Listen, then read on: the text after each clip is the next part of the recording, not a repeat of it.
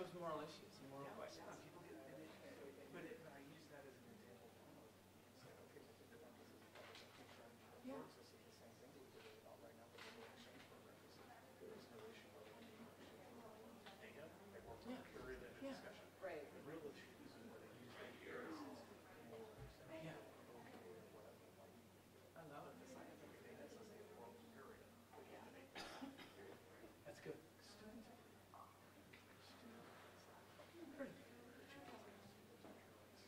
Yes. Yeah, absolutely. Right. Yeah. That's what I mean. Then passing policy.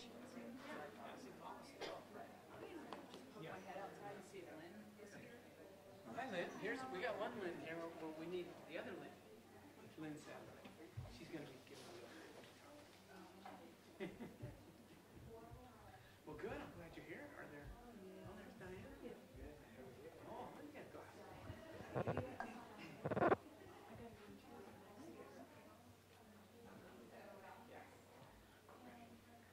Good for you. Good for you. Oh, what's the other one? Oh, I know what it is. Oh, she's freaking. She's a new genomics lab. That's your stuff.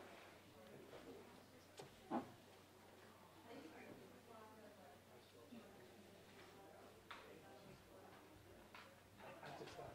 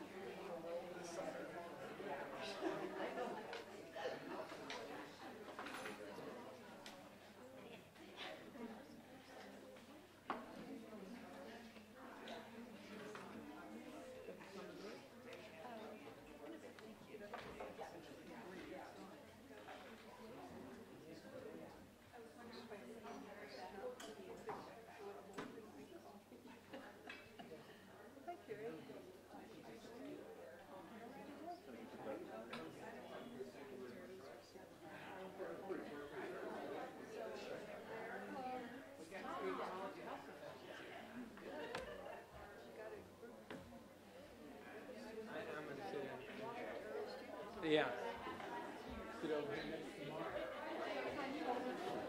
When I was teaching CPR course, but I caught up with it. Yeah. Gave me some. No, I haven't.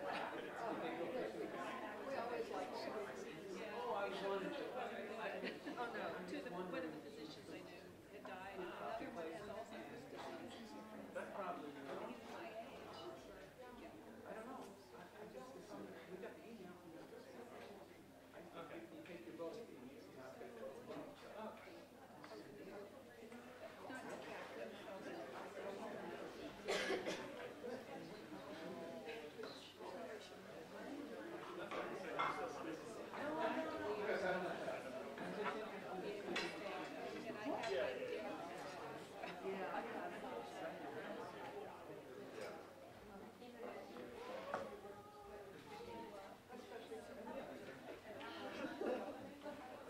Sometimes it's not. Sometimes you get very 15 minutes. Yeah.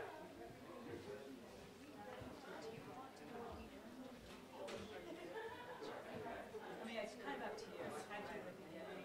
Okay. I don't know what you said. I'll take my coat off. Okay. Brushing my hair. Here, I'll put you up here. Do you know what the name of the... Yeah, it starts off with, I think it's like NKU, HIV.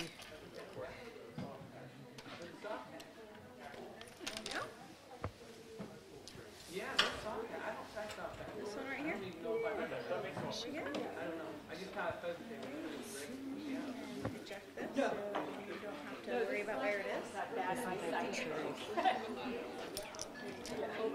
then are you going to kick off or are you going to do the end?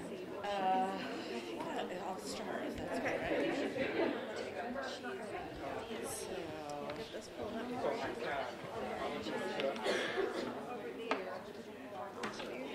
Do you need any notes or anything, or is it just? No, I'll put my notes out here just in case. Okay. So let me know if you need anything. I'll be in the crowd. Okay.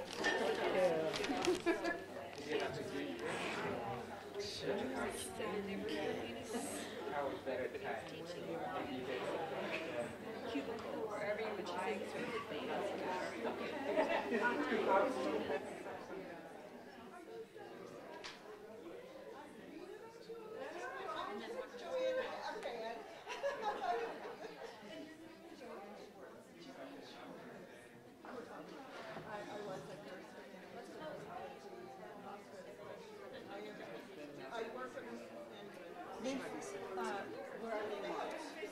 In the room. Trying to get out of the way. No, that's I fine. never do a very good job of that. Have you two met? Yeah.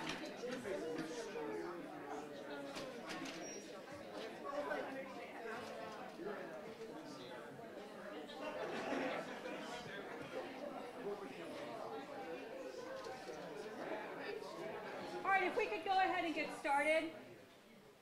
I'm really pleased with the program that we have tonight in our inaugural Global Health Forum that we hope to turn into an annual event. This year we have two very exciting speakers whom I will be introducing, both talking about the topic of HIV. One to help you understand the local circumstance, one to help you understand the international circumstance, particularly in Africa, and I'm hoping in our discussion that we'll be able to draw some parallels and some contrasts between the regions. This event is scheduled to run from 6 to 8 o'clock. We have refreshments. Feel free to help yourself. I understand 8 can be past people's bedtime. It's almost past 9. And so if you need to leave early, I completely understand. Our first speaker this evening will be Dr. Lynn Sadler, who is the District Director of Health at the Northern Kentucky Health Department. She works closely with the District Board of Health and leadership in Boone, Campbell, and Kenton counties to assure the delivery of quality public health services to more than 400,000 residents. In addition, she guided the health department in its effort to be among the first nationally accredited local health department in the country. Dr. Sadler received a Bachelor of Science degree from Siena College, a Master of Public Health degree from the University of South Florida, and a medical degree from the State University of New York at Syracuse. And in April 2015, Dr. Sadler was awarded the Henrietta Cleveland Inspiring Woman Award as part of the Outstanding Women of Northern Kentucky Awards. And in addition, and on a personal note, she is absolutely a terrific woman. So please help me welcome Dr. Lynn Sadler.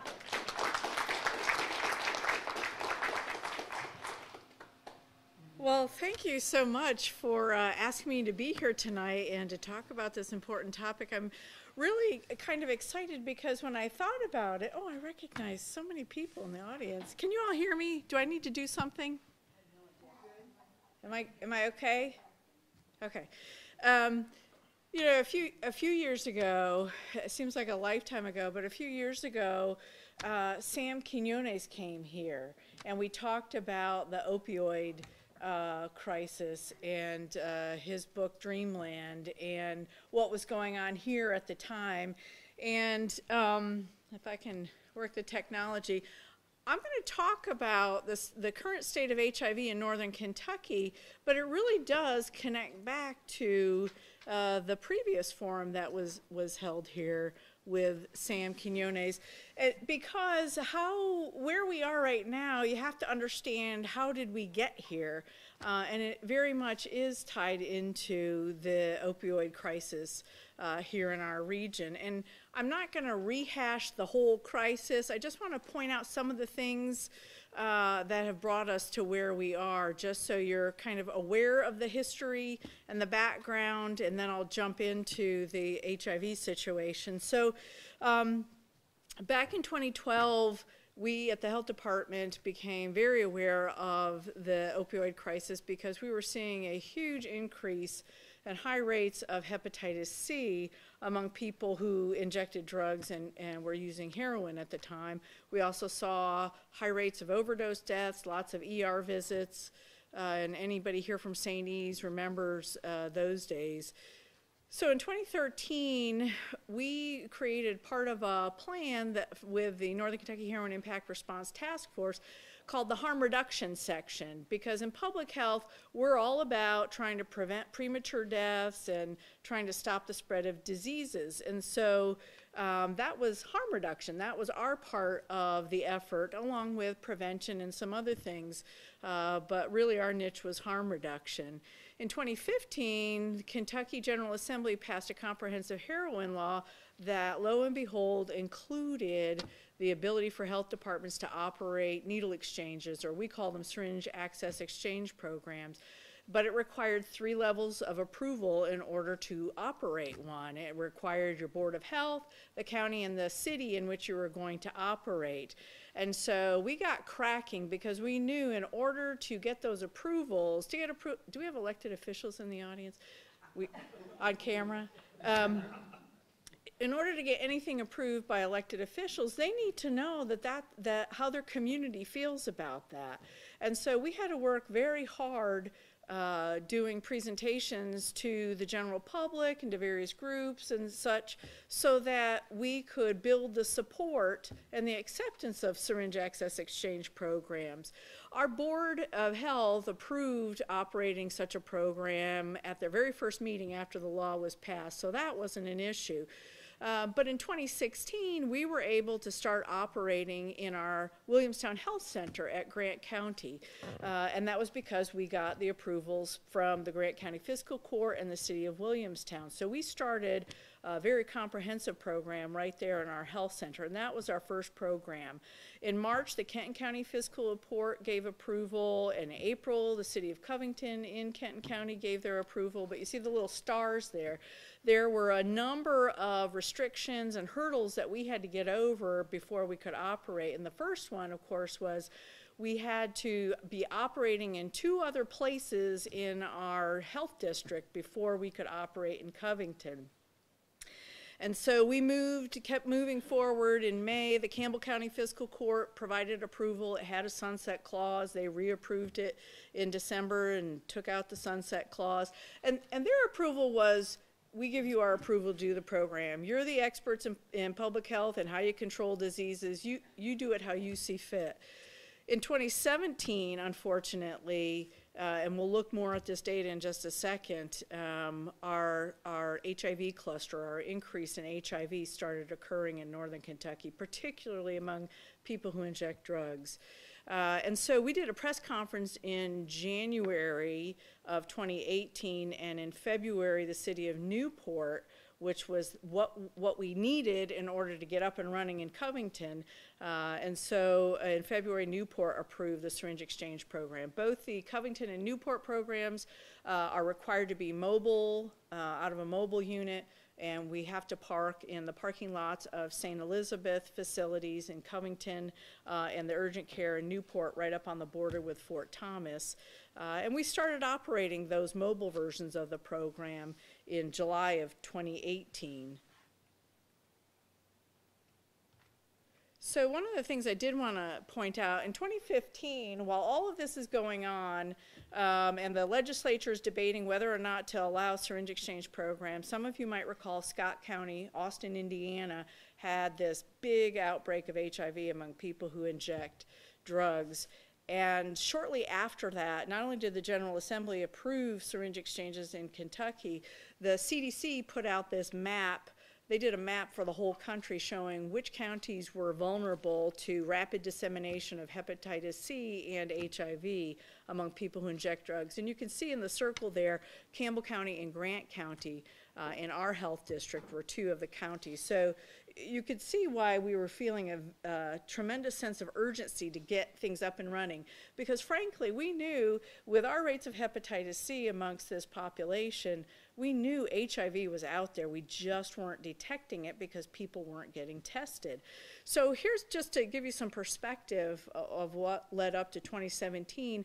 This is a graph that shows our HIV cases with anyone who identified injection drug use as their risk factor. So you can see between 2008, 2016, we had anywhere from 0 to 5 cases among people who identified injection drug use. The colors on the bars just indicate which counties we were seeing them in. And you can see in 2014, 2015, 2016, and then 2017, it exploded. So traditionally, our biggest risk factor in northern Kentucky has been sexual behavior, particularly men who have sex with men. But in 2017, and it continued into 2018, it has shifted. Our main risk factor is injection drug use here in northern Kentucky. At the same time that we were looking at our data and understanding what was happening, I called my good friend and colleague across the river at Hamilton County Public Health, Tim Ingram, and I said, hey, we're seeing this large increase in HIV among people who inject drugs. What are you seeing? And the reason I did that is because in public health, Tim and I have worked together since I've been here, because if you just look at the bridges any day of the week, you can see our populations are so intermixed. And that's true even for people who inject drugs. They may be going over there to buy drugs, or they may come over here to buy drugs. They inject there, they inject here. Sharing of needles and syringes goes on across the river. And so they too were seeing the same kind of increase amongst people who inject drugs, which told us right there that we had a much larger regional issue than an isolated one here in northern Kentucky. So as a result of that, we launched into investigation mode and response mode at the same time. We needed to increase our outreach to people who inject drugs, the PWIDs here, and we needed to expand opportunities for HIV testing. We needed to try to convince people who inject to get tested, because if they could get tested, if they were positive, we could do all kinds of things with them by linking them into care and getting them into medical case management and getting them referrals into substance use treatment. But part of the investigation piece of this was trying to get a better handle on what exactly are we dealing with here. And so there was a lot of work in getting blood samples from people who tested positive, doing extensive interviews with that population, sending the blood samples to the state lab and on to the CDC so we could better understand what strains of HIV are we dealing with. Are any of these infections connected? And how recently were people being infected? Are these old infections? Are these recent ones? And so there was a lot of information we were trying to find out. And that started right at the beginning of 2018. By fall of 2018, on behalf of our local health departments, Hamilton County and Northern Kentucky, our state health departments, who we had been working with, as well as the CDC, our state health departments requested from the CDC that they deploy a disease investigation team of experts to come here, called an EPI-AID, to come to our region and really look at what we were doing, look at all of our information and data, and make recommendations to us about what could we be doing better or more of, or start doing, that would help us be much more effective at prevention and control of the spread of HIV in our region. And so they came in the fall, and they pulled all of the data, massive amounts of data, into one data set and started analyzing that for the whole region, both sides of the river. They interviewed healthcare providers, they interviewed law enforcement, and they interviewed people who inject drugs to see if they could identify any factors that were really putting folks at risk or increased risk for HIV. We know that the sharing of needles and syringes obviously is unfortunately a great way to transmit HIV and hepatitis C, but they really wanted to flesh that out and look at that situation. They also reviewed all the medical records to look at HIV testing behaviors and how engaged the patients were in their HIV care, because we know that if a person is engaged in care, they're taking their medications, etc., they can lower their viral load, the amount of HIV in their blood, to the point where they can be rendered essentially non-infectious, which is not only makes them healthier, but also helps them not spread HIV to others. So the key findings from the CDC, first of all, that they found that HIV is being transmitted rapidly among networks of people who inject drugs between northern Kentucky and the Cincinnati metro region, meaning that there's exchange of the same strains of virus for a number of people who are part of this HIV increase. The new HIV diagnoses are continuing without evidence of decline, so we're seeing new transmission going on. Sharing and reuse of needles and injection equipment is pervasive among people who inject drugs. And there are programmatic and policy barriers to accessing new equipment that they identified, some of which we can control and some of which we need to convince our elected officials on a number of levels to change public policy. Mental health issues, especially depression, were common, and the stigma acted as barriers to people receiving services for HIV, for substance use, for housing and other support services. So things that folks may not think of as being barriers to people who inject drugs actually are. And these are all services that this population really needs. And they also found that there were a number of missed opportunities for early HIV diagnosis. And we know the earlier you're diagnosed and get into care, the better it's going to be for you health-wise, and better it's going to be for everyone. And those missed opportunities were predominantly in the healthcare system and in jails, and there's reasons for that. So their recommendations, first of all, were to improve the delivery of our syringe access exchange program services. Our program in our health center in Williamstown is very comprehensive, and you'll see in a minute the kinds of the services that they're able to offer, because it's a clinic. It's a place where you can provide a lot of medical services. The mobile units, not so much. You're pretty restricted by space and time in what you can provide folks on the mobile units. So when they talk about some of the policy changes and some of the things that need to happen, it includes shifting to a needs-based, unlimited syringe kind of situation. Right now in Covington, by the ordinances, we have to do a one-to-one exchange. The other ones we can provide, it's needs-based, but it is an exchange, and we max out at 40 at any given visit. They also recommended that we look at doing secondary exchange, which means that if I come in to get new needles and syringes, I can get some for the other people that I traditionally share with, so that we're all not sharing. And that's really the whole purpose behind this. It's not to give away needles and syringes, it's to get people to stop sharing, so that they stop sharing whatever is in their bloodstream. They recommended expanded hours. Our Covington syringe exchange by ordinance can only operate 3 hours a week, and I'll tell you right now, we have surpassed that, and we need more hours.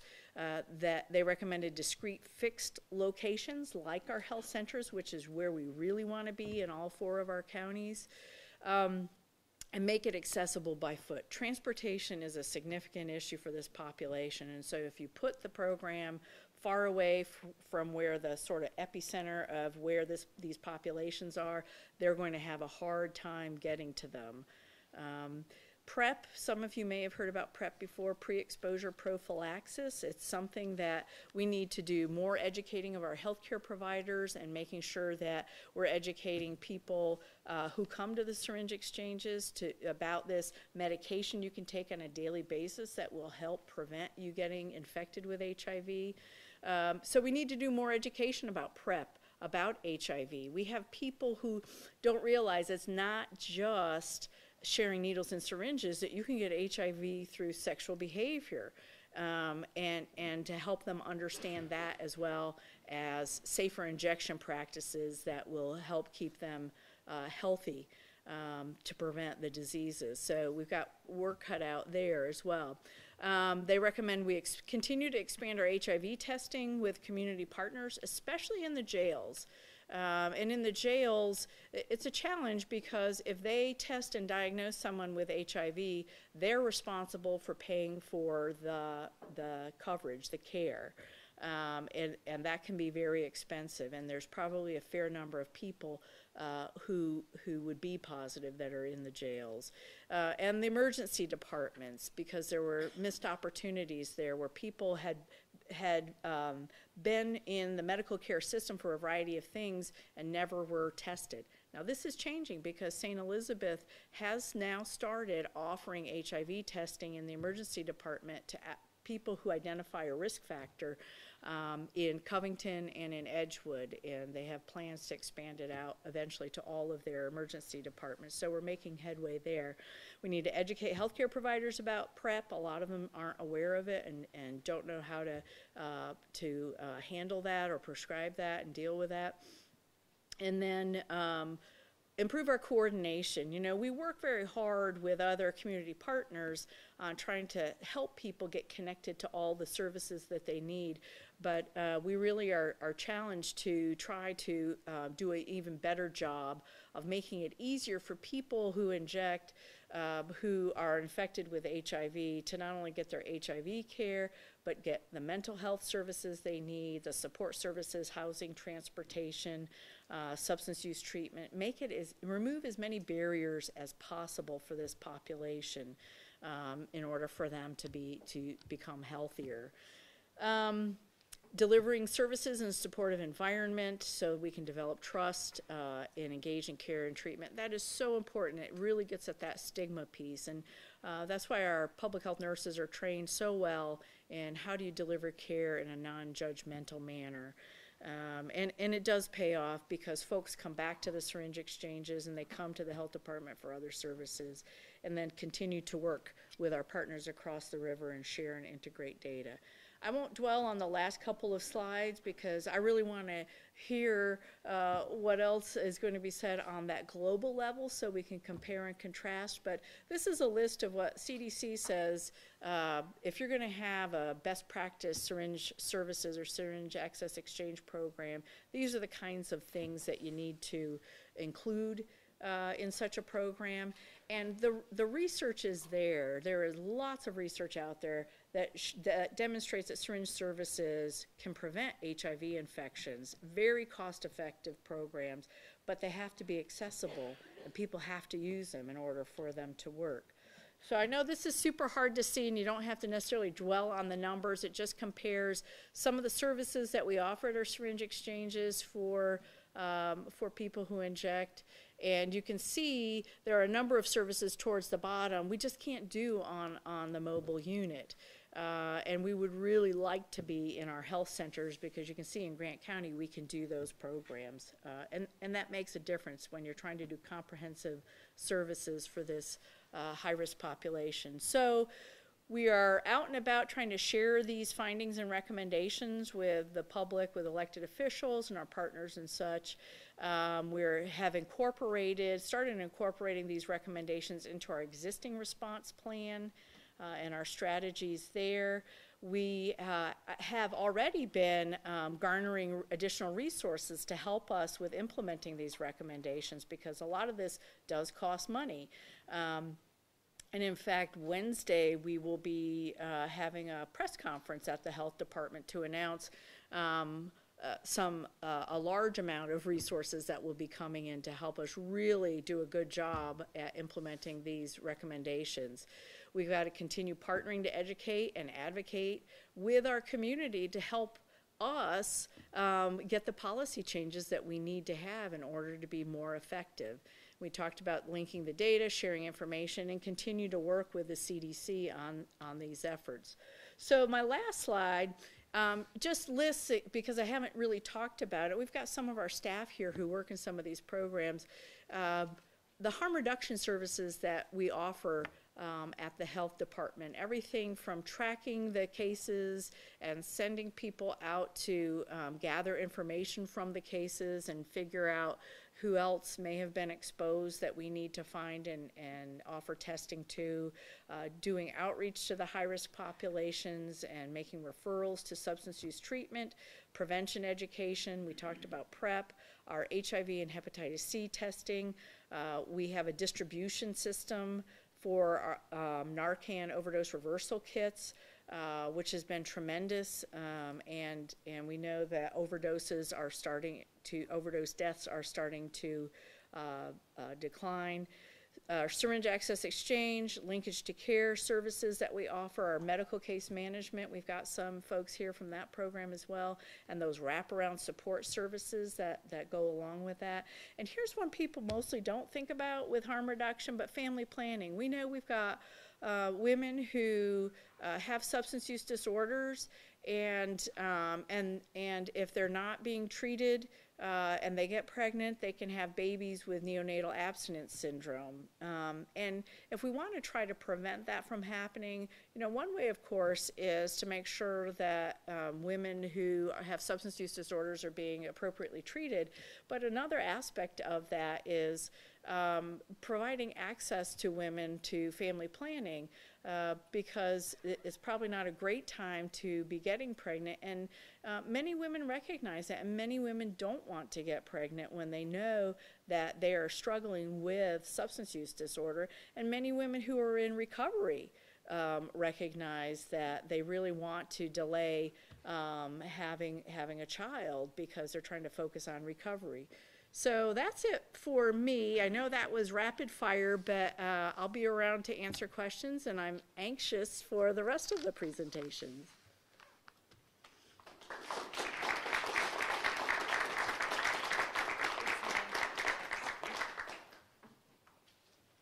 Okay, it's now my great privilege to introduce our featured speaker tonight, Dr. Jason Blackard, who is Associate Professor of Medicine at the University of Cincinnati and Director of Medical Student Research Initiatives.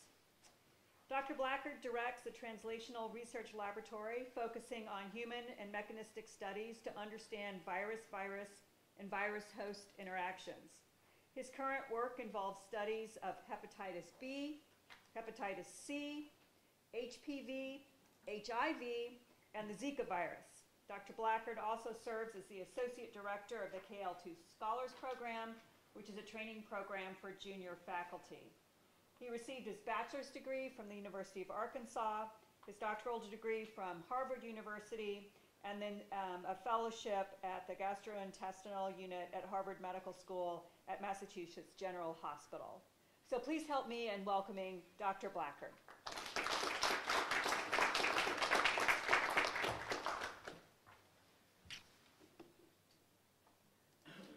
So as I get set up, I will say I'm suffering from a cold. So I think the people in the back can hear me. I have a really loud voice. You could always hear me. And I'm also very informal, so I'll try not to say bad words because I'm being filmed. I sometimes slip. But please ask questions. This is a lecture or a topic that I talk about all the time at my own university, and I try to make it as interactive as possible. I'm much more interested in you learning what you want to know than me telling you what I think you should know. So keep that in mind. Feel free to interrupt at any time. And I have to say, we make a great pair, whether we knew it or not, because we at the University of Cincinnati just hosted the Tri-State Opioid Symposium about 2 weeks ago, and I was one of the co-chairs for that. So we had about 260 people, a bigger room than this actually, talking about the topics that we just heard about. That's not what I'm actually talking about today. but I struggled a little bit to say, oh, I really want to put some slides in at the end to talk about our local opioid epidemic. So if we have a little bit of time, I'll come back to that because I'm going to take us very far away very quickly. I'd like to bring us back because everything that we're going to hear about halfway around the world is actually happening right here as well. So with that said, I am going to talk about, I'm going to give you 4 different examples. I hate to talk about HIV somewhere else in the world if you don't know what HIV is doing here in the United States. So again, we already heard about Northern Kentucky and Southern Ohio, so I'm not gonna get that microscopic for just a moment, but let me remind you what you already know. This is a human bug. It does something to the immune system, and it's a virus, meaning it's not a bacteria. The nomenclature or the longer version of AIDS, this is something that we're not born with. It's a clinical syndrome, meaning it's a diagnosis. A physician gives this to us. A big pet peeve of mine you'll hear on the news, somebody will say the AIDS virus. There's no such thing. That's bad science. That's not the way we report this. It's called HIV or it's called AIDS. But there's no such thing as the AIDS virus. It's just bad science as far as I'm concerned. HIV is what we transmit to one another, so this is what we're actually worried about. But let me take you back to the beginning. So when I'm talking to my students, who are about half of the people in the room age-wise, some of us actually remember when the first reports of HIV came out. It was not even called HIV, it wasn't called AIDS.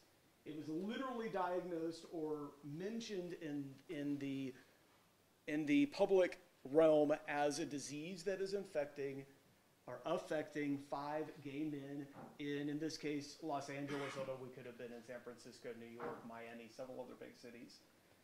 And they weren't diagnosed with HIV. We didn't know that existed at the time. They were diagnosed with pneumocystis carinii pneumonia, which is something that most of us in the room have been infected with, currently have, and don't worry about. It's an opportunistic infection. Therefore, the only time that we worry about that is when we don't have an immune system.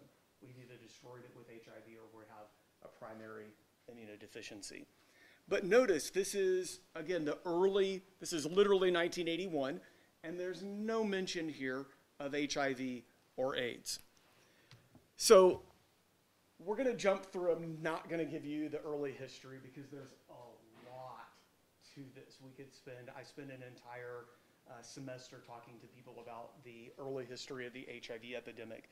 But if you want to learn more in 20 slides or less, this is the place to do it. You'll see a lot of familiar faces, particularly if you're a little bit older. You'll recognize a lot of outspoken, famous people in this slide deck. But I also want to make sure that as we go forward, that I've done my education piece, which is we got to talk about how HIV is transmitted, but really more importantly, how it's not transmitted. So we have a lot of misconceptions that we always have to deal with in the HIV realm, but it also spills over into Zika, hepatitis B, hepatitis C, you name it. This is something that is sexually transmitted, whether that's male to female, female to male, or male to male. We don't transmit HIV via casual contact, so I don't have to worry about going to the bathroom. I don't have to worry about kissing somebody. I don't have to worry about hugging them, touching them, etc. This isn't Zika, so I don't have to worry about mosquitoes. The other thing that I'll point out here that we're going to come back to, I guess particularly because we were talking about it just a moment ago, is either contaminated blood in the sense of contaminated blood that maybe we're not screening the blood supply. We do that in the U.S., and we do that in most of the world, and we do it quite well now. But that's not indicative of the early part of the HIV epidemic. And really where we struggle with this is that syringe that somebody is using for injection drug use, and they don't know that they have HIV or Hep C or Hep B or syphilis or hepatitis A or any number of other things, or they don't care at that moment because I'm more worried about my fix. So with that said, I give you a little bit of data. This particular site is a really good way of looking at mapping HIV prevalence in this, so percentage, think of it that way, across various states and counties in the U.S. The first thing that I'll highlight here is while the data is a little bit, 3 or 4 years stale. This hasn't changed dramatically in the last 4 or 5 years, with a couple of exceptions. But you can appreciate that at least in our female population, where HIV is kind of concentrated in the South and the Southeast. But I would also like to highlight that that doesn't mean that you should think of a state as a big entity. What Northern Kentucky is might be different than the rest of the state. Southern Ohio may be different than the rest of the state of Ohio. So sometimes we want to look at a more granular level, like at this county level. These are the men. So you can appreciate the difference very quickly. Men with HIV are much more common than women. This is largely attributable to kind of the disease presentation in the US, which is largely, not exclusively, but largely attributed to men having sex with men. Now, that's really the only time I'm going to mention that in this presentation, because the minute I get to sub-Saharan Africa, everything changes very quickly. But again, make sure that we know what happens in the US so we see the differences. By race. So again, you can kind of appreciate there are some hot spots of HIV around the US if you are Caucasian. You can appreciate if you are African American that the prevalence is considerably higher. This should scream health disparity work at you, and if it doesn't, you've missed something, because that's what this is. This is Health Disparities 101 and how we as a population access our healthcare system, how we do education, how we do harm reduction, 50 other things that are mixed up all in this. But the end result is that we have large segments of our population that don't receive the care that others of us have the privilege to receive. I get on my soapbox quite a bit, so my apologies. Okay, so let's jump out of the US. I would imagine that most of us know some of the information that I just presented because we hear it in the news. We read it in the newspaper. Somebody tells us their own personal story, or we hear from a university, an academic partner, or in the hospital setting, et cetera. What we don't hear as much about is what happens outside of the US or Western Europe and North America. We have about 37 million people that are living with HIV. This number has not changed dramatically in the last several years. I mean, I usually say 35 to 40 to give myself a little bit of wiggle room, because this number does change slightly, but it doesn't double every year, sort of thing. If you were to look at who those are, you have about 1.8 million people that are newly infected. So think of these as new diagnoses, new infections. They weren't infected last year, they got infected this year, incident cases. And we have about just under 1 million cases of HIV-related deaths that are happening worldwide. I will say those numbers have changed. I'll come back to that in just a second. They've gone down, luckily, some of particularly the deaths. But if we're looking at where this is happening over across the world, what you have to appreciate is that we're really not the center of the universe for HIV. In fact, we're not even anywhere close. 2/3 of all of our HIV infections are happening in sub-Saharan Africa, and that means those 50 countries or so that are not, we're excluding Northern Africa, so we're taking out Egypt, Tunisia, Algeria, Morocco, et cetera, and everything else. Sub-Saharan Africa is 2/3 of our HIV cases, but it's only about 800 million people of our population. So think a little bit less than, or a little more than 10% of our population has 2/3 of our HIV cases. Now, as I had already alluded to, that number of approximately 37 million people has changed. So there's some good news here. The good news being that the number of new infections, so these incident cases, I started the year HIV negative, and I knew I was HIV negative, and I got a new infection. Those have gone down pretty dramatically in the last 7 or 8 years. So that 18% reduction is a noticeable reduction in something that we largely attribute to better education, better diagnosis, and better treatment, amongst a number of other things. What you'll also appreciate is that deaths that are attributable to HIV have gone down. We do a much better job today than ever before of treating people for HIV disease, which goes exactly to what Dr. Sadler had said earlier. We have to know that you have HIV to treat it. If you don't know you have HIV, we don't treat you, we don't engage you in the healthcare system or the health access system in the same way, and therefore you're not receiving life-saving therapies. Prevalence among adults, this is why I say these numbers haven't changed dramatically. This is a percentage of our overall population, so let's say just under 1%. Again, there's a lot of variation in here, as you're going to see, because in the US, I'll usually tell my students that prevalence is about 0.3%, so 3 out of every 1,000 people. Just remember that number when I get to some places in sub-Saharan Africa, because you're going to see how dramatically different that number is. If you look at the number of children, this is absolute number, no longer prevalence. You can appreciate that the number of children living with HIV went up pretty steadily for quite some time, and it's actually it's going down now. Why is that? Well, largely because this is a population that we can access very easily in almost every part of the world. Mothers want to deliver a healthy baby. So the mother goes to a hospital to deliver, asks for an HIV test or is given an HIV test, and is found to be positive, receives therapy for herself and potentially for her infant as well. So we've got a little bit of a captive audience, but a captive audience that really wants a good health outcome. And we have some really good drugs that we can give to the mother or to the infant as well, and therefore we're seeing that this is a really good example of public health gone right, where we have done some really good interventions around the world, including in the US, including in Cincinnati. In fact, I don't think that the city of Cincinnati, at least the Ohio part, has reported a case of pediatric HIV in the last 10 years. This is actually kind of hard to find these days. You do find a small number, but at least not in this area.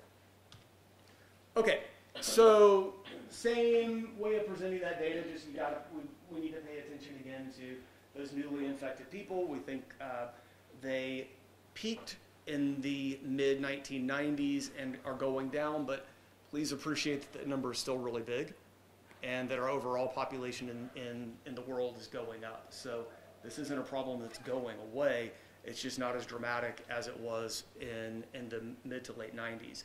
HIV-related deaths peaked several years thereafter and tend to be going down for the exact reasons that I just mentioned, largely related to treatment. So as I talk about HIV in Africa, please remember one of the first slides that I showed was that initial report of what would ultimately be called HIV in the US, and that was 1981. It was all of a couple of years later that the first cases of HIV, in this case it was actually called slim disease, because people were very thin very quickly for a number of different reasons that I won't go into. And you see, that wasn't even actually called HIV-1 or HIV originally, it was called something else.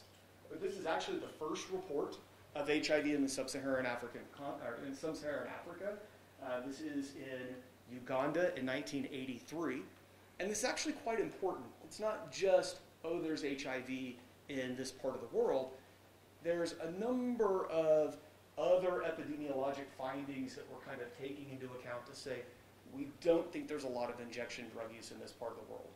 We ask, and we ask, and we get the same answer every time, no. And there's a point where you start being convinced by somebody's no answer, and you keep asking, and you still don't find any injection drug use. There's a smaller men having sex with men population than, say, in the US. It's not absent, but smaller than here. And a couple of other things that led this observation to kind of be taken into a larger context of, we think HIV is not being transmitted just from men having sex with men or by needle use. It's actually being transmitted sexually in general. Heterosexual intercourse as well, male to female, female to male. That was actually a really important finding, because if you know your history of HIV or you were around at that time, you realize there's a large discussion for a number of years around, oh, this is a gay man disease, we don't need to worry about that, we don't care. And I will also say, if you were around for that discussion, or if you're a little worried by that discussion back in the day, think about that in the context of what we just heard about our injection drug using population. We still hear the same thing, oh, they're drug addicts, who cares? Well, yeah, actually we do care, for quite a number of reasons. But just keep that in mind. The stigmatization that we heard about matters quite a bit. How do we get access to a very marginalized, stigmatized population? Okay, so I'm going to walk you through some older data, not because not because I'm too lazy to update it, but because it illustrates a really important point. So first of all, when we do HIV prevalence studies, we usually do those initial studies largely or frequently in pregnant women. And if I had a few more moments, I'd tell you why we do this, but I'll give you the punchline. So we ask women because in general, women are a little bit more truthful than men. I usually make my students kind of say that out loud to me. And we look at pregnant women because that's a known exposure. There's only one way to get pregnant that I know of, and that's going to require some unprotected intercourse. So I have a population that has a known risk profile. That's how we all got here. So I'm not saying anything too crazy. But this is how we look at HIV prevalence in a population, because we can't necessarily walk into the population and look at 330 million Americans every year. That's an impossible task. So you can appreciate, if we're going to look at pregnant women as our sentinel surveillance population, that the prevalence of HIV is actually pretty high. Now, granted, this is older data. It's probably trickled down in some of these countries, but one of the examples that I'm going to come back to is Senegal. They hover around a 1% to 2%, but you can appreciate that there are places like Cote d'Ivoire that have prevalence rates in the 8 to 10% range, so significantly higher than in the U.S. East Africa. Tanzania, Ethiopia, Kenya are really good examples. Uganda would be included here as well, but first you'll notice that the prevalence rates are higher. Second, you'll notice that they tend to be going down. This isn't necessarily a good thing. You have to be very thoughtful about your epidemiologic data, because you have to be alive to give data, to provide data. This probably represents deaths, meaning people got infected with HIV, they lived with it for a certain number of years without being treated, and they died, and they're no longer contributing to the HIV prevalence data. So while we may think, oh wow, this is really good, I'm doing something to prevent HIV infection, I need to understand the larger context. I'll come back to this, because one of the examples that I'm going to give is Uganda, from this part of the world. And how do we tell the difference between whether this is attributable to death, a pretty morbid outcome, or is this a success in the public health realm? My third example is Southern Africa. This should scare you, because the scale is very different. So I went from a 20% scale to a 50% scale. So this is why we're in the room today talking about this topic. Whether it is Swaziland, Zimbabwe, South Africa, where I do quite a bit of work, Botswana as well, the scale had to change for me to fit the data on.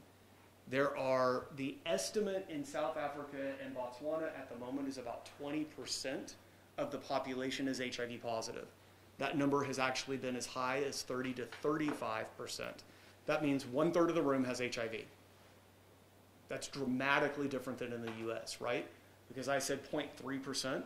So we're talking 100-fold, 100 times as much HIV in this part of the world than we have here. So as we go through my examples, you'll see where that causes not only minor or major, but probably catastrophic strain on a healthcare system. So another thing that I want to talk about is condom use, and I'm not going to go through this in detail, but one of the things that we always have to think about is how often do we use. Now, I'm pretty informal in some of my examples. I have to explain a moment. This is a non-regular partner. This is, I went out, I had something to drink, I took somebody home that I didn't quite know with, and I forgot to use a condom. That's a non-regular partner. This isn't your husband, your wife, your girlfriend, boyfriend that you've been with for a while, etc. Non-regular partner. The first thing that you notice is that condom use is actually really low. Now, these numbers are back at the beginning of the early 2000s. So the first thing I usually get asked is, how have these numbers changed? They've increased in most countries, but not dramatically. The one that's doing the best is the one that's also doing the best on this slide, Botswana, where that number is probably 90+%. Now, I'm telling you about another part of the world that we don't live in, but let me ask you. So in the US, in that same situation, are we better or worse than the 50% random, arbitrary cutoff? Somebody help me out so I don't have to be the only one talking. Better, worse, what do you think? Worse. Worse, yes. So if you think, so this is condom use across the world. You can appreciate that we're not the best at this. We're not the worst either. Botswana gets to be one of the best right here in the dark blue.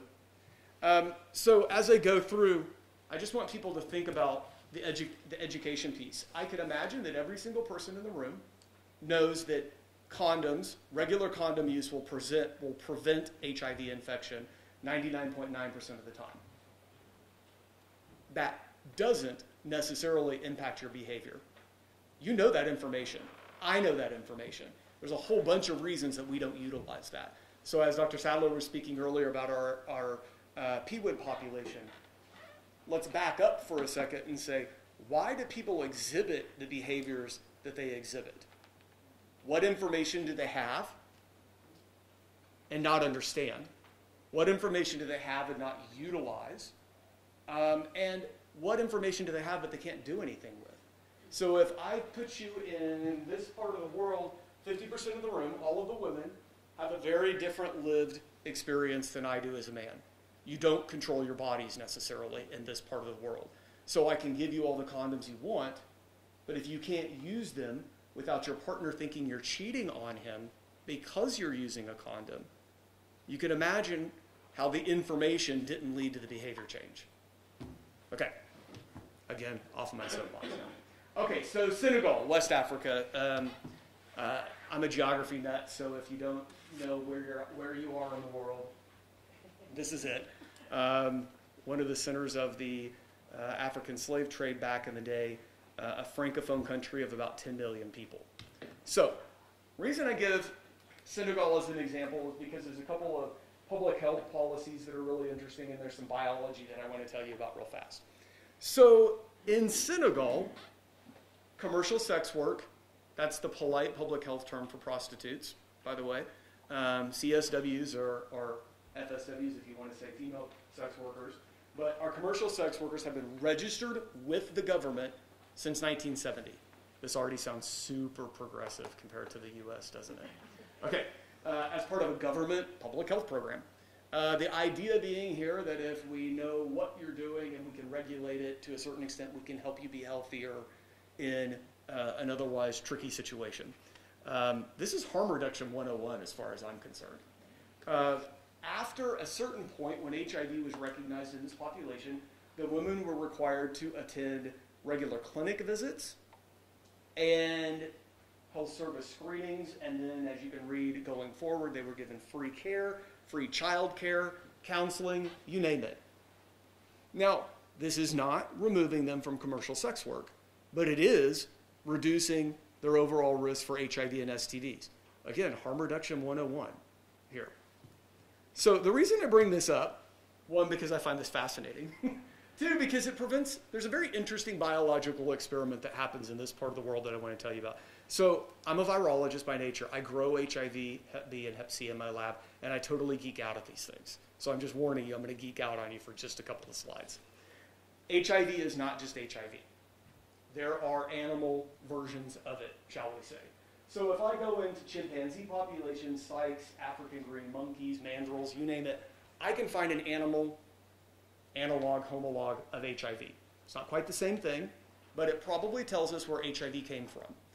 And what this probably tells us is that in this part of the world, and I'm going to say sub-Saharan Africa in general, people eat bush meat. Think of bush meat, you go out, you find something, you eat it. It's essentially what we would joke about as roadkill or something else around here, or I went hunting. But I came back, I was cutting something up, and I cut myself on accident. That's a blood exposure. That's really no different than a needle stick injury happening in a hospital setting. But that animal, that monkey, that upper order primate, had an infection, a virus that I didn't know anything about, and it found itself in a new host, a human, and it adapted to grow in humans. And essentially that's how we think HIV got from the animal world into the human world. Now, that's probably happened several times, and like I said, there are probably several different versions of this in the animal background. But what I also want to point out is even when we say HIV, which is the human version of this, there's actually two versions. There's what we have in the US and Western Europe and almost all of the world. 95% of all HIV cases are HIV-1, HIV type 1. but there's 5% that's something else. The 5% that's something else is HIV type 2. Now, bear with me for a second. HIV type 2 likes West Africa, West and Central Africa. That's where we see the highest prevalence of that bug. Now, I'm going to take you on a biological experiment that nobody planned, but that happened anyway. These commercial sex workers are being exposed to HIV-1 and HIV-2. They are being counseled, they are being provided condoms, but people say, I'll pay you more money if you don't use a condom, and maybe that's the route that we go. But there's regular exposure over a number of years, and in a setting where at the time we're not providing therapy. That's not the case anymore in this particular, in most of the world, including in Senegal. But at the time, these biological experiments were happening. Basically, these women were being exposed to HIV-1 or HIV-2. And what it allowed us to do was actually differentiate these two viruses from one another and say the more common one is the one that we transmit with high frequency from mother to infant, about 25 or 30% of the time. So first of all, it's not a done deal. If a mother is HIV positive, it is not a done deal that her infant will be infected. Like we were talking about earlier with neonatal abstinence syndrome, with screening mothers, etc. Same thing happens with Hep C, by the way. If we know the mother's positive, HIV positive or Hep C positive, and she's pregnant, there's a whole lot that we can do to intervene for that child and for that mother as well. Now, in this case, what you can appreciate is that other virus, the one that's less common, doesn't get transmitted as frequently. So if you look at how they progress in disease, another interesting biological experiment. This is what we call disease progression, but in a natural history setting. These people are not being treated. And I want to be very clear, I didn't infect them, and this was a time when there was no therapy being given in this population. So we know when they were exposed within about a 6-month window because they are being screened as part of this government program, right? Remember, they've been in this government program since the 70s. So we know that on January 1st they were HIV negative, but on June 1st they were HIV positive. So we've got about a 6-month window of when they became infected. And depending on which virus they were infected with, they died or they didn't. It's a pretty morbid outcome, but in this case, AIDS-free survival, and in fact I could call this death as well, you can appreciate if you have the more common of the viruses, you don't do very well. Typically 8 to 10 years is how long somebody makes it with HIV without being treated. There are people that will die more quickly, and there are people that will last quite a bit longer, but the typical kind of normal disease progression is 8 to 10 years. But if you have this HIV-2, this other bug, you do a lot better.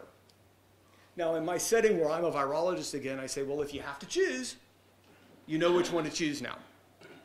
Please don't tell me you do have a choice. You don't need to choose. But again, this interesting biological experiment that happens. So summarizing a whole bunch of people's work, particularly in Western Africa, lower rates of sexual transmission, lower rates of perinatal transmission, that I already talked about, lower viral loads. If you are in the HIV field, you know that viral load is everything. The higher this number is, the worse, period. So you want to do anything and everything within your power to lower this number, this viral load, to undetectable levels, because then you are less likely to succumb yourself to an AIDS-defining illness, and you're much less likely to transmit to somebody else as well. And then longer progression to AIDS. So if you've got an infection that you know is going to take 10 years, wow, wouldn't you like it to take 20 years, 30 years, or an indefinite period of time to progress? Now, this was a natural history experiment. The unnatural history is when we treat somebody. That sounds oxymoronic. It sounds like I'm doing something bad. No, we want to treat people. We want to keep them alive. But we wouldn't have been able to do that or know this or understand how these viruses interact if we hadn't have gone back and done these kind of studies in some parts of the world. Uganda, quick geography lesson. Again, about 10, 15 million people, pretty densely populated. Several other infectious diseases that we have to worry about in this part of the world. East Africa in general, Kenya, Tanzania, Uganda, Ethiopia have a very mature HIV epidemic, which tends to mean that their rates tend to be a little bit higher, and like you saw in one of the earlier slides, they may dip down, but for some morbid reasons around people dying. But Uganda is often cited as a rare example, maybe along with Thailand, of a place where HIV was successfully combated. Now, this doesn't mean eradicated. So you have to be very careful in your terms and thinking about HIV. We can't eradicate or cure HIV. You hear a little bit about this in the news, and if we have some time, we'll talk about it. But it's not something that we can sustain at a country level, and not something that public health people are probably not very comfortable talking about, because for the most part, we need to deal with large populations that are exposed over a large period of time, and we don't have a lot of really good examples of dramatic reductions in HIV. But Uganda in the early to mid 90s implemented a really well-timed, kind of serendipitously timed and successful prevention campaign that included radio ads, it included print media, it included demonstrations in the streets, television spots, anything and everything that you name it, that you can name, to raise the visibility of HIV and how HIV is transmitted. That's thought to have reduced the HIV prevalence, at least amongst adults, from about a 15% rate down to about a 5% rate. Now, granted, 5% is still high. It's still higher than here, but it's still a pretty dramatic reduction. In general, prevalence rates, like I said, probably now hover around the 5 to 7%. They tend to be higher in urban areas than rural areas, and this is true for essentially all of sub-Saharan Africa. You tend to have a little bit more of a concentration of HIV cases in urban settings for a number of different reasons. Condom use is actually pretty reasonable. It's kind of sad that I have to say that 50% is reasonable, but based on the data that I showed you earlier, that you would be surprised if I showed you a 90% number for sure. And then, of course, we also have to consider other sexually transmitted infections that are enabling HIV to get into somebody more easily, or that are like an indicator of things to come. So like we heard with our injection drug users, we talk about HIV right now, but that was not the beginning of that story.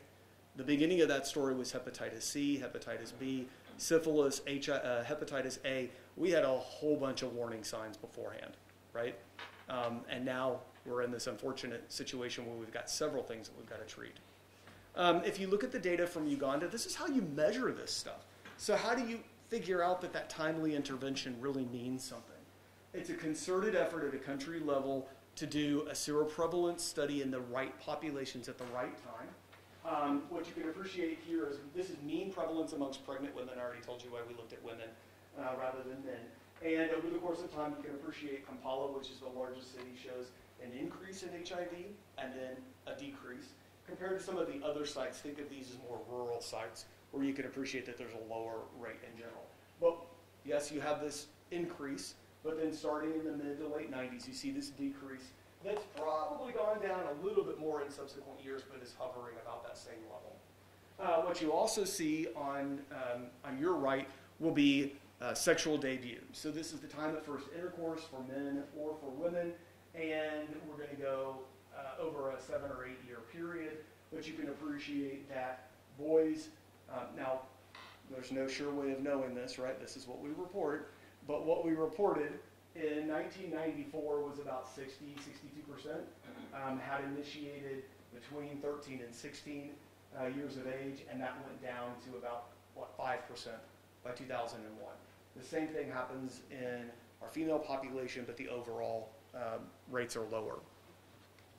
Another way of doing this is addressing issues around casual sex, and this is, we're going to say our non-regular partner. Again, this is, we're not married, this isn't our regular girlfriend, boyfriend.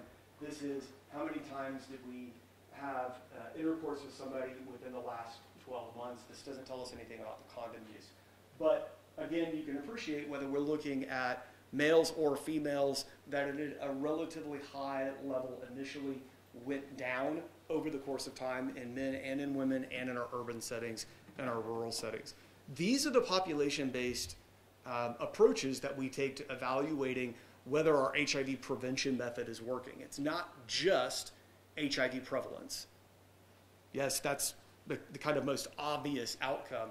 But it's not the only thing that we measure, because there's 50 other things that are kind of wrapped up into HIV prevalence in the first place. So I don't know if this is actually, I don't know how to answer this question. For years I've struggled with this, but they did develop a very clear strategy. So this is an example of a government done good, for sure. Mass education and awareness, blood safety. So we actually screened the blood supply and made sure that when we found HIV in it, that we've removed those donations. Voluntary testing and counseling. If you don't go and get your and evaluate your HIV status, you don't know what to do later on. We don't know how to treat you. We've already mentioned prevention of mother to infant transmission that we've done really well with at the national level, or sorry, the international level. Empowerment of women is huge, and I cannot underestimate or overstate this, because if we have 50% of our population that can't control their bodies in any part of the world or can't access healthcare, we are doomed to failure before we start. So there's a lot of effort put around this in some settings. I wish we did more of this even in the US, where I think we do a reasonably good job, but we could always, always, always do better. And then treatment is a big cornerstone to what we do in HIV prevention. We need to prevent your viral load from being, we can think of it as prevention. I'm HIV positive, I'm preventing my HIV from being transmitted to somebody else. Or we can say, I'm HIV negative, I'm preventing myself from getting infected in the first place. However you choose to look at it, treatment is important for the person that's infected as well as the people that are affected. Okay, so I'll end on my biggest example, which is Southern Africa. I'm specifically going to focus on South Africa just for the interest of time. But we're talking a country of about 55 million people, so it's not small. Geographically, ethnically, racially, economically, extremely diverse. So the first cases of HIV in South Africa specifically were in 2 white gay men in 1982. So this is almost the exact same time that we were identifying cases in the US. At that time, the wider population said, not my problem, move on.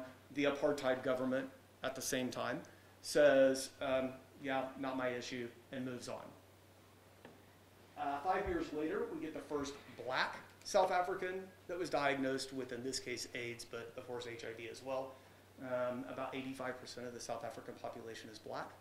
So that means that it did take a moment, but now we've captured some people's attention, because at that time, shortly thereafter, this time I should say, the apartheid government is going to go away and be replaced with a black South African government that's going to pay a lot of attention to the fact that 85% of its population is black as well, right? So at this time, it was in the early 90s, if we looked at the HIV epidemic in South Africa, we might say, oh, it looks very similar to the US. But around the early 1990s, the number of heterosexually transmitted cases of HIV eclipsed those of men having sex with men attributed cases, and since then, we've never really gone back. They're all, essentially all attributed to heterosexual intercourse. So a map of South Africa in the background, and data from the earliest data that we have from that area that's good population-based data is the early 90s, showing a prevalence rate of 1 or 2%.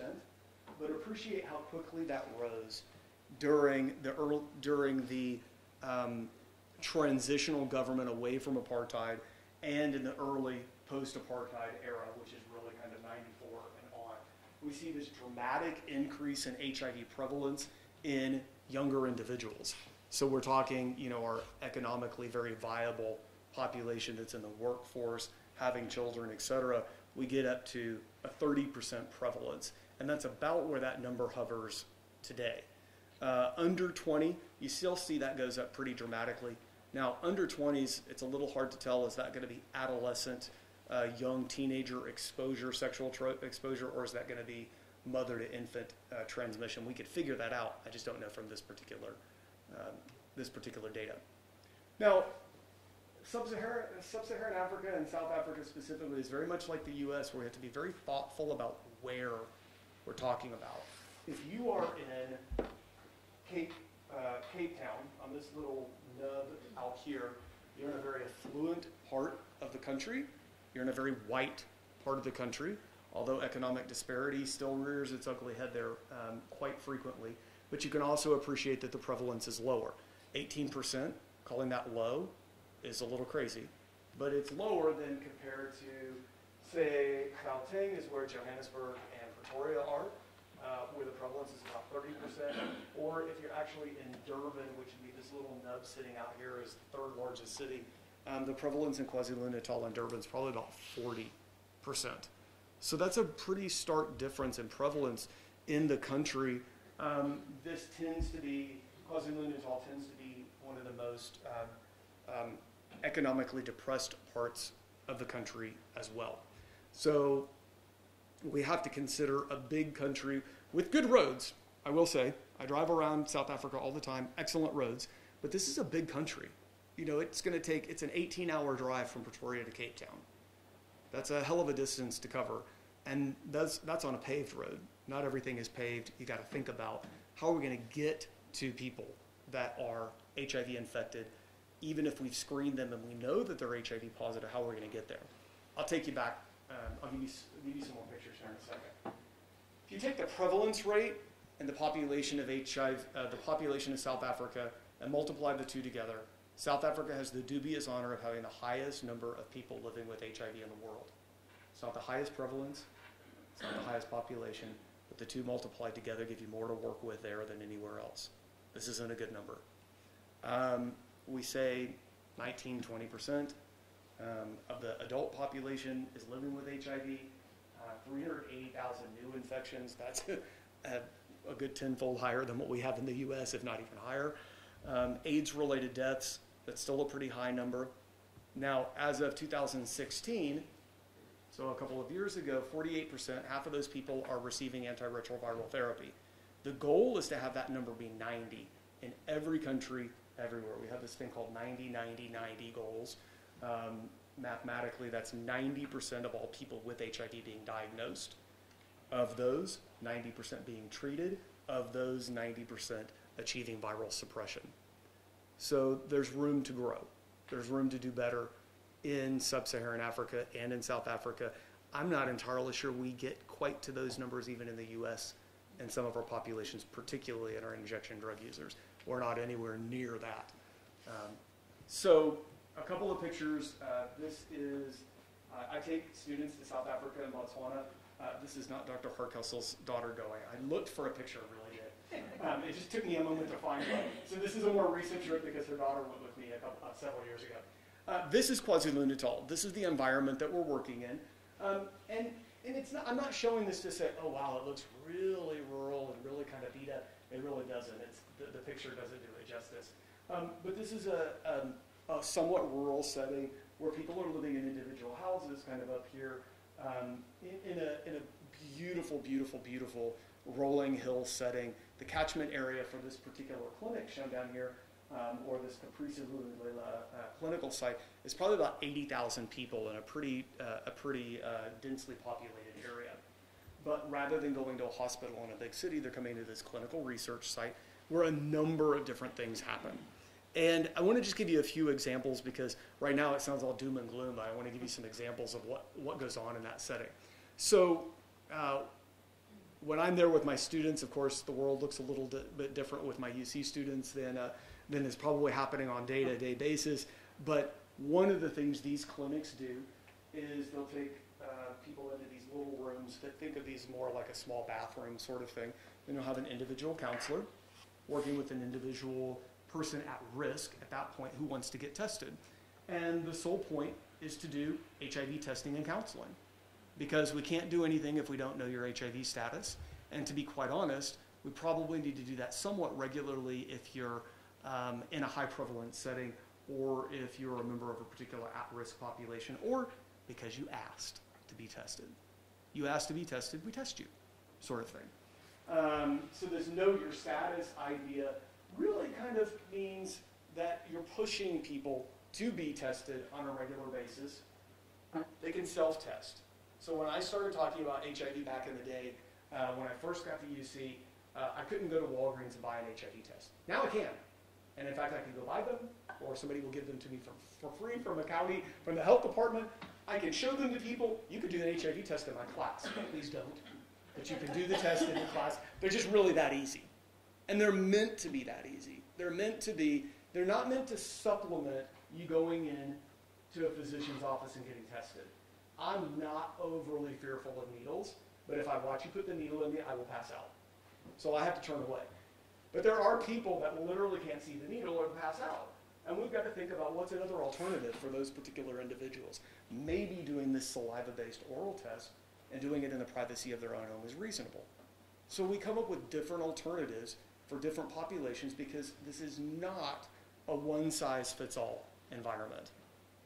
It's just not going to work where everybody gets tested in one clinic. Another example that I'll give, I used to work in a gay and lesbian health center in Boston. They treated about 10,000, they had about 10,000 people that came in. I would say 90% of them were HIV positive, but 10% weren't. They were students from the surrounding area or the partners of the people living with HIV. But if you walked into this clinic, you were labeled immediately as gay and HIV positive. Whether you were gay or HIV positive was irrelevant. You walked in that door and that's what people thought. Now, so if that bothers you, stigma, back to our stigma discussions earlier, if that bothers you, worries you, concerns you, I might need to think of another place that you can go and be tested. That doesn't mean that I want to undo that setting because maybe my men having sex with men specifically want to go to this particular setting, but maybe that doesn't meet everybody's needs. So we've done our volunteer testing and counseling. Another thing up here is a lot of discussion about what they call condomizing in South Africa. I love it. It's kind of a funny play on words that we don't say as much, but you kind of know what that means, right? Pretty much tells you what's going on there. And a pretty visible stance on condom use, amongst other things. The other thing that you can appreciate in this slide, it's a little bit hard to read, but it says circumcise and condomize. So the circumcise,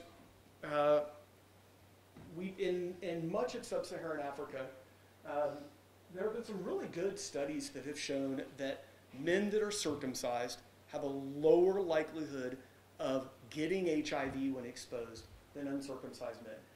This is all physiology and anatomy that I don't need to go into, but I don't think there's a lot of debate about the literature. It's more about, is this practical? Because there's not infant circumcision happening as often there as here. So these are adults. These are those of us in the room electing to get circumcised. So some people cringe, but you'd be surprised how often this actually happens.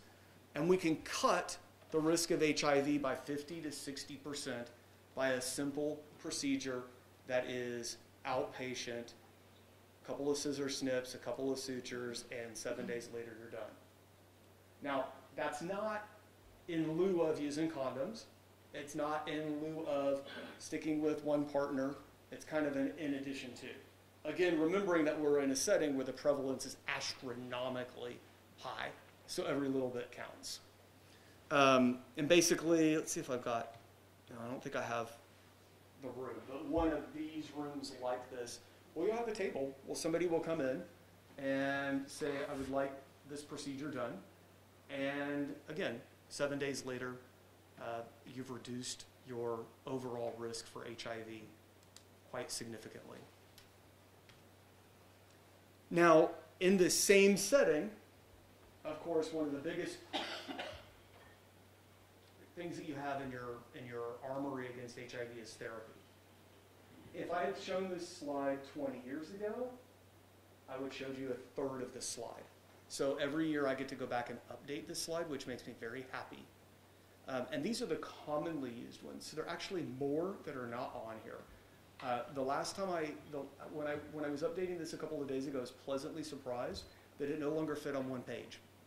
Because we used to give all drugs, and the slide would give all drugs listed, but there'd be some really nasty ones in there, things that you just do not want to take if you can at all avoid. So now I've got a second page that's the less commonly prescribed ones, and these that you hear quite a bit about. For the most part, you can appreciate that these are single pills. There might actually even be 2 or 3 drugs, those in one pill. So think about those of us as we get older, we end up having to take more pills, and most of us don't like that. And we get stuck with, wow, I've got a handful of pills. How do I get all this, how do I get all this down at the same time? It's hard. So if I can combine 2 or 3 pills or 2 or 3 drugs into one pill, that's great. If I can have you take it once a day instead of 4 times a day, that's great. First HIV drug that we gave every 6 hours. I like to sleep more than 6 hours when I go to bed, so I'm not cool with that. That would not have been good for me. Now we can give you drugs once a day in combination. For the most part, the side effect profile is much better than they used to be. We'd have a lot of stories in the literature of people that would get massive GI distress, whether that's this way, you name it. You get a lot of other side effects where your liver went bad, where your kidneys go bad. I mean, all sorts of things that we still have to consider, but are not as common today. As long as we can get you to take the pill faithfully every single day. If you don't, then we have to worry about drug resistance. And there's still a number of reasons that people don't take their pills. Sometimes they taste bad, sometimes they can't swallow them. Sometimes, like we were talking with our injection drug users, there's something else going on. And my pills are at home, but I need a fix right now, and I'm here and my pills are there. Or I don't have a stable home environment. My pills were at home, but I was evicted yesterday. Or I need to take them with food, which is not as common these days, but I need to take them with food, but I don't have any money for food. There's a number of reasons that the pills don't end up in the person when they need to. So in sub-Saharan Africa, you can appreciate, I think it's the bottom part in this brown or red or whatever color this is, the number of people getting antiretroviral therapy is going up. You will notice that the data is kind of stale. This number is going up still. But I want to show you where we started. Very, very, very, very, very low.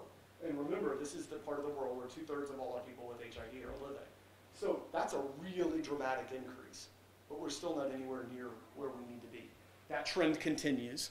But you heard for South Africa, we get, what, maybe 48%, 50%. In Botswana, that number is about 85%, which is quite good. But that still means there's 15% of people that are living with HIV that aren't being treated for some reason. And a lot of that has to do with just the last couple of slides, and I'll finish. This HIV continuum of care, we talk a lot about it, and it is super, super, super, super complicated. There's a lot that goes on. It is not nearly as easy as we say, oh, we just need to treat them. We say it, and we want to do it, but there's a whole bunch of other things that are happening here. So we're going to take everybody in the room, all people. You are alive, you have a pulse, you are being included in this study at the moment. Now, how many of you get reached by prevention and education, specifically around HIV? We'd like to think that it's a vast majority of you, but it's not going to be everybody. There are going to be people that are not in the room with us today. And I would venture to say that our Hamilton County, Northern Kentucky, all of our public health counterparts care as much about the people that aren't in the room as the people that are in the room. Because when you're in the room, I can talk to you. When you're not in the room, I can't. And those are the ones that are really tricky. If I never have access to you and I can never talk to you, how do I get you into this continuum of care to access all these great resources that I have? Well, let's say we reached you. We actually spoke to you. We gave you information. Now we got to test you. Some of you won't want to be tested. You won't want the needle in your arm. You won't think that you're at risk. You won't show up for your appointment. You got tested yesterday. You don't want to get tested today, et cetera, et cetera. Then we made people aware of their status. So we tested you, but you got to come back and get your result. So if you're doing the at-home version of this, you're going to have it staring you in the face. But if you went to a physician, you're going to have to go back and get that result, right? So some people will get tested, but they won't actually get the result. Sounds a little strange to me, but that does happen sometimes where we forget or life gets in the way. Now, we're going to take all the people that are HIV positive, that are aware of it, et cetera, and we're going to try to treat all those people. I mean, the goal is to treat everybody, regardless of your risk factors, your stage in life, where you live, et cetera. But there's a lot of things that are going to get in the way of that as well, right? You may have concomitant medications that you're worried about that are going to interact with your HIV medications, or maybe you are in a substance abuse or substance use program, treatment program, and you'd like to finish that first before something else, so there's not too much going on. Maybe you're pregnant and you're worried about the impact of your HIV medicines on your fetus, or maybe you want them for that reason, is also the case. But not everybody that is HIV positive do we get on treatment. Now we've got to keep you on treatment. So it serves no purpose to start you today and finish you tomorrow. This is a lifelong thing, and the physicians in the room would tell me how they feel about this, but if you're not ready today, I can wait until tomorrow, because that 24-hour period is probably not going to matter too much in the grand scheme of things. But let's get you to a place where you are ready to start and never stop your HIV medications, because starting and stopping you is a recipe for disaster, not only for you, but for transmitting to other people as well. So I've got to retain you, and then even once I've retained you, it's got to work. It won't work for everybody, and that has nothing to do with you.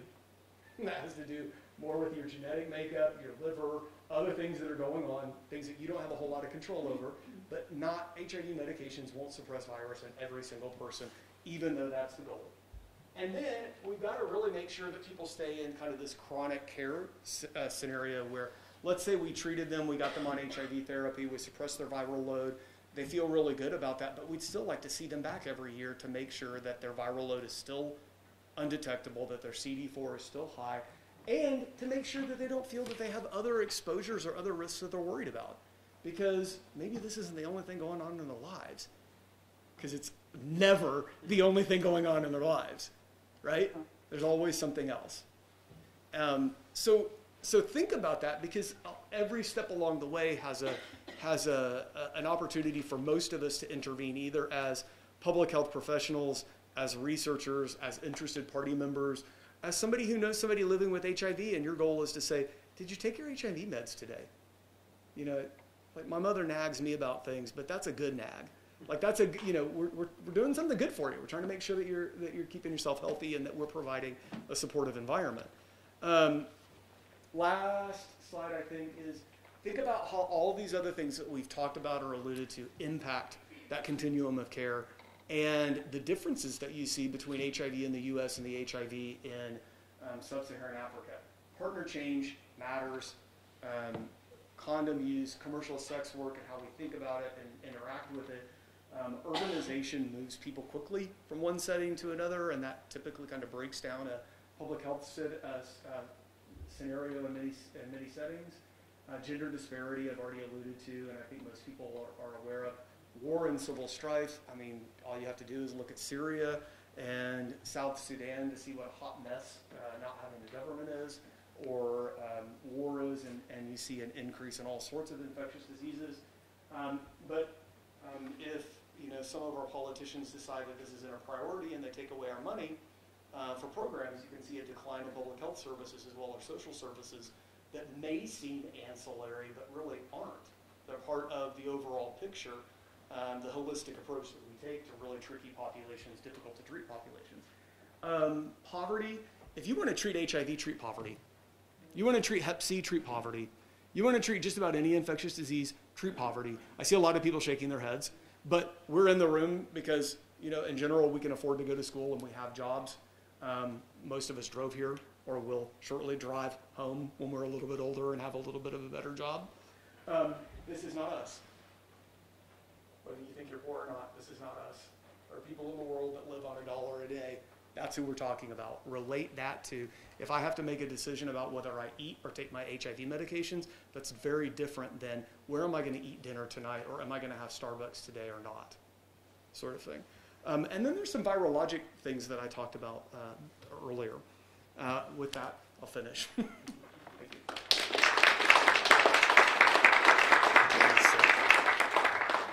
So I'd like to open it up for questions for either Dr. Sadler or Dr. Blackard. Yes. I think my first question would be about cost of treatment, either here in the United States, anywhere else in the world, but also Medicaid, Medicare, who covers what? And the second question that has nothing to do with that is, what is it the PEPFAR program? PEPFAR, yeah. So I'm going to start this, but you have to help me because there'll be some things that I'll muck up. So in the U.S., treatment, we have to think about cost. There is an inherent cost. Luckily, insurance of most types and flavors will cover HIV medications. That is no longer the biggest consideration. I won't say it's not a consideration at all. And the reason I say that is because if you're going to your doctor and you're not paying for your HIV meds, but you're paying for your clinic visit, like I pay a $50 copay, which first of all is ridiculous, but $50 is a lot of something else. In South Africa or Ghana or a couple of other places that I mentioned that I would know the data, there's a tiered approach. So you can do a private healthcare setting that essentially looks like what we do in the US, fee for service. And you might be paying for your HIV meds in that case. That's not sustainable for most of the world. So the public healthcare system eats most of that cost, and that works. In most cases, Sub-Saharan Africa, or South Africa has essentially the second strongest economy in that part of the world. But they spend a massive chunk of their economic output to pay for HIV medications. So you've got a large portion that's reporting for some drugs that are pretty expensive, but they are provided by the government. Where you see that kicking them in the rump is the more people, the more we have to spend on drugs, right? The more people that are exposed and infected. And if the drugs are coming from outside, or they're not producing them themselves, you will see shortages. So South Africa is a really interesting example where they, and India and Brazil, have looked very heavily at generics. And a pharmaceutical company would hate me, so I'm removing myself from the camera real fast. They make their monies by selling drugs so that they can develop new drugs. So there's a rationale for charging people. But some people can't afford them, and therefore what do? How do you offer something free? You know, it's a trade-off. So some places have developed generics that get shipped off, but they typically fight US companies for patent infringements and copyright infringements and blah, blah, blah, blah, blah. And you asked for PEPFAR. President's Emergency Preparedness Fund for AIDS Research. So something really good that the younger Bush did when he was president was set up a very large global fund that was specifically designed to target very high prevalence, low infrastructure parts of the world with HIV related monies. It could be prevention, it could be education, it could be treatment. So for those of you in the room that vote, which should be everybody, then these are the things that you want to vote for, because people die when we don't vote for them or don't elect people that think these things are important.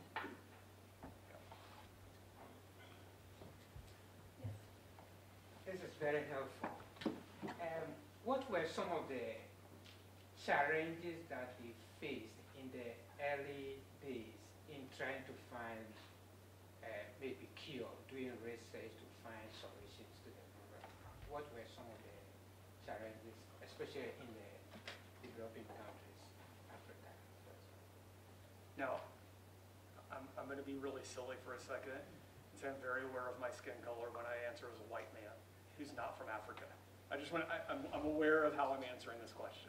So I'm telling you the white boy from Arkansas's perspective on this. Please chime in if there's another perspective. Infrastructure matters. And infrastructure could be roads, but infrastructure could be the healthcare system and how you access it. And so I think when we see how do people get started, it's not that people don't have information, it's that they have information, but there's no practical way to implement it. There's no practical way to use it.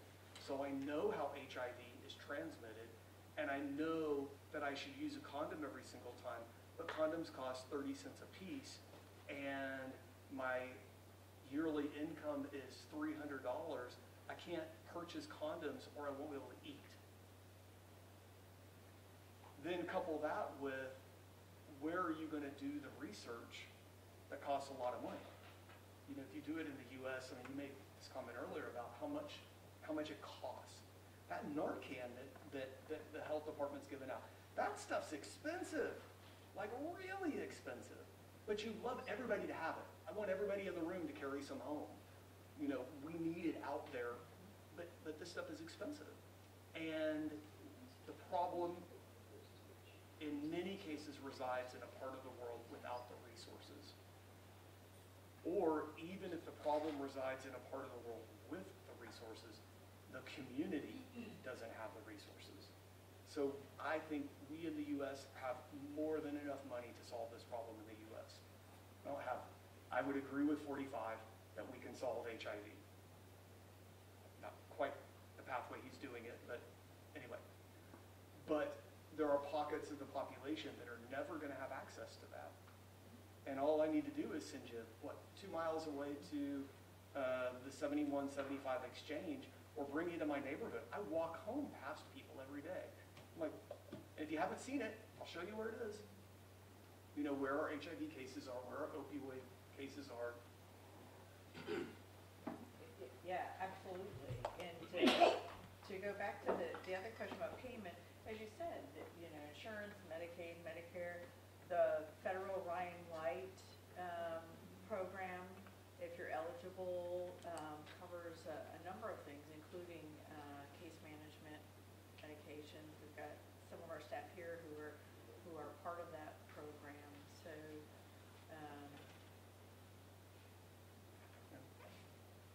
Well, it's good to know that insurance does cover a lot. When everyone was required to have insurance, but And that is a good thing. But I always will say as an educator, please don't think that it was always like that. yeah. Because it wasn't. Might be now. And that is not the case in most other places. Actually, I'm from the days of taking care of patients when we didn't know what we were dealing with. I remember that. I worked in the inner city hospital, UC, and also from the West Coast. So I remember those days and how frightened we were because we were taking care of patients that were dying and we didn't know what they had and whether we could get it. But one of the things I just recently read that there's a new injectable drug that's being developed that would be a once a month. And if that were cost effective, would that be something that perhaps would be helpful in terms of dealing with our high-risk populations that we know aren't necessarily going to be coming back or remembering to take their medications? I remember we took care of our psych patients and we had 1 month imposed. I'm wondering if that might be the future for some situations like this. You know, I think it has the potential, and depending on how it works, you know, if it's like an EpiPen where you can just jab yourself in the thigh and never see the needle, but, you know, even with people who inject, you know, I think anything, like you were talking about, combining meds, 1-day pill, I mean, even all of us, when you have to take antibiotics and it's 3 times a day and it's just a nightmare. So anything that can be done that removes any kind of barriers and for a population that's got a lot that they're dealing with, you know, I think has potential, and it'll be very interesting to see studies that get done on various populations to see if this is effective.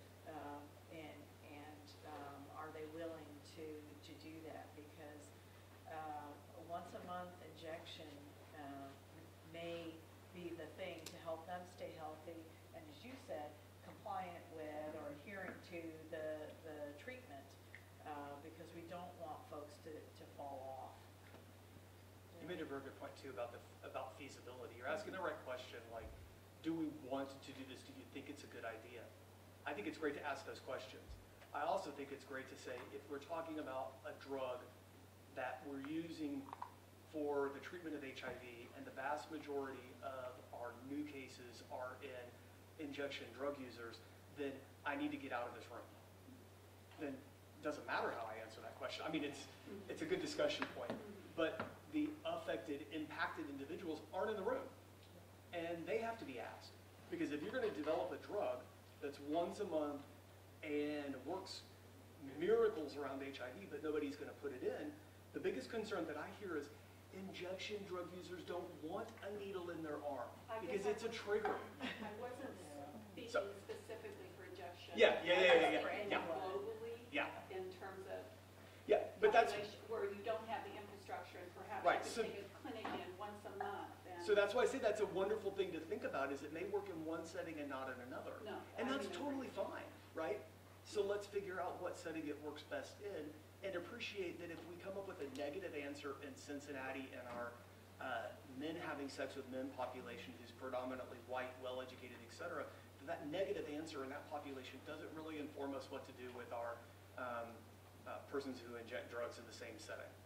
That we might have to ask the question a second time in a different population, or we might just have to go across the river. Maybe Kentucky and Ohio are fundamentally different in ways that we don't always appreciate. By the way, Narcan used to be really cheap. Yeah. It's $150 a pop at Walgreens right now. I'm not happy, so, yeah. Other questions or comments? Yes.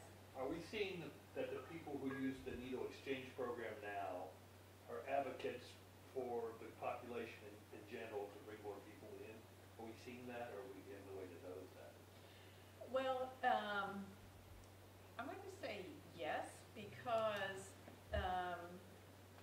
people that come, part of it may be due to transportation issues, but they tend to come in groups, and will share a ride and come together.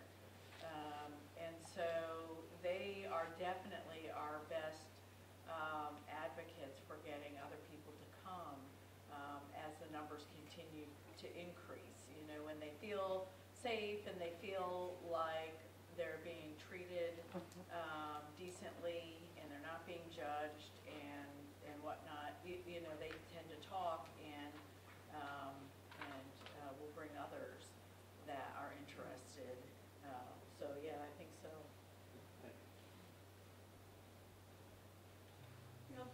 Final burning questions? All right, well, let's thank our speakers one more time.